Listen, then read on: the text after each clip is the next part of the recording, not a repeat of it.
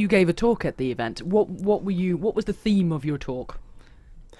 A little bit about UK and Israel relations. We talked about the cooperation in cyber security, counterterrorism. We talked about our bilateral trade, how it increased 25% last year because of the good relations we have.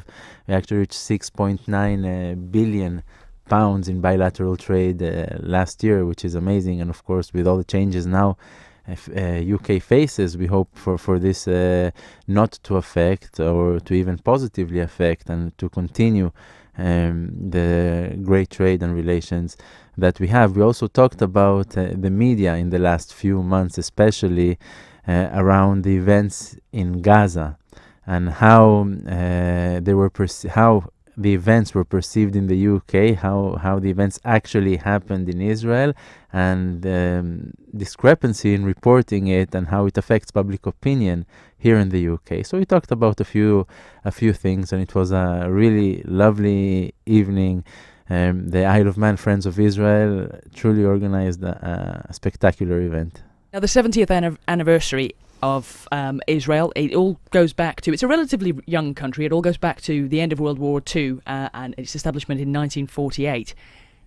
Tell me a little bit about that and how you see that. I mean, it's a relatively young country.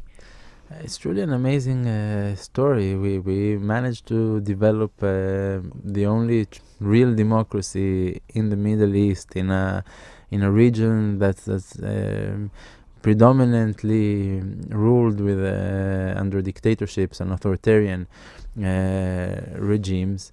And we managed to do that against odds, because the geography wasn't in our favor. We were 60% of Israel was desert, and with neighboring countries who wanted to attack us, and we survived quite a few attempts at that. So within this hostile environment, we managed to create a prosperous country. We want a leading country in terms of technology, and even a country that was not only able to build itself, but share its knowledge in various areas, whether it's water treatment, medicine, areas of agriculture, today high-tech, to different areas in the world, and doing projects in Africa, in Latin America, in Asia, to enable other countries to prosper as well. And this, looking back in such a short span of time, 70 years, it's truly a spectacular achievement.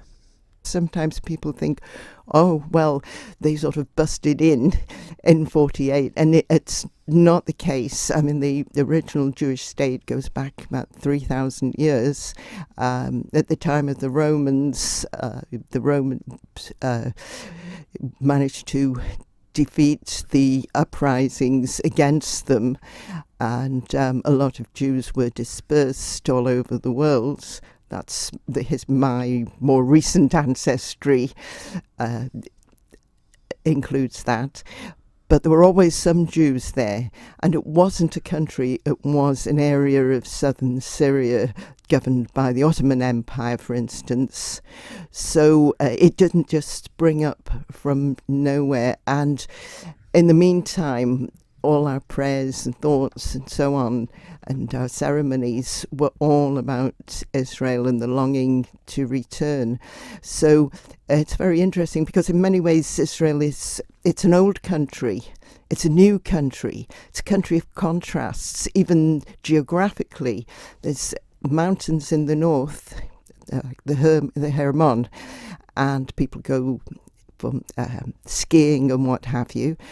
And then in the south, where I have a place in Eilat, that's right through the desert, and there's quite a lot of desert, as Udi mentioned.